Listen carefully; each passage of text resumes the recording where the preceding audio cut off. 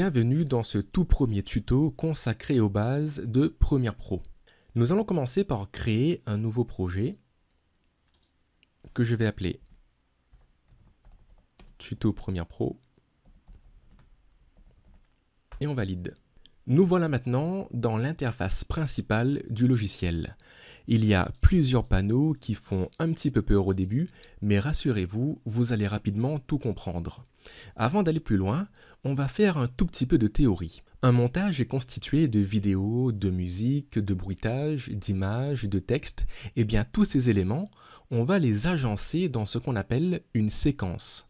Une séquence, c'est tout simplement une trame qui possède un format d'image, une cadence d'images par seconde, une durée et d'autres paramètres de ce genre. Pour créer une séquence, on fait Fichier, Nouveau, Séquence. Et par défaut, Premiere Pro nous propose pas mal de séquences qui sont déjà préconfigurées. Mais ce que nous allons faire, c'est créer une nouvelle séquence qui va correspondre au format de YouTube.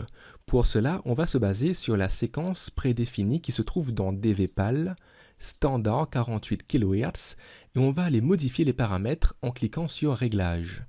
Dans le mode de montage, on va aller tout en haut et sélectionner Personnaliser. La base de temps, on va la passer à 30 images par seconde. La taille de l'image, on va la mettre en 1920 par 1080p pour avoir une vidéo en Full HD.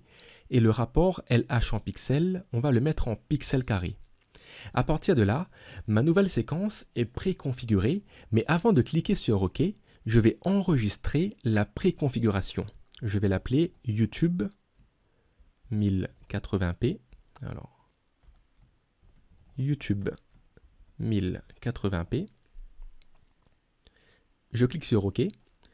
Et là, dans les paramètres prédéfinis, dans les séquences préparamétrées, j'ai bien mon YouTube 1080p qui apparaît. La prochaine fois que je voudrais créer à nouveau une séquence de ce format, je n'aurai plus à tout reparamétrer. Il me suffira juste de sélectionner cette séquence prédéfinie. Le nom de ma séquence, je vais l'appeler séquence principale, je valide, et ça y est, ma séquence est créée et elle apparaît dans le panneau projet. Dans ce même panneau, je vais glisser, déposer les fichiers qui vont me servir pour mon montage. Voilà, tout simplement. Ma séquence est créée, mes fichiers sont importés. On peut désormais passer au montage.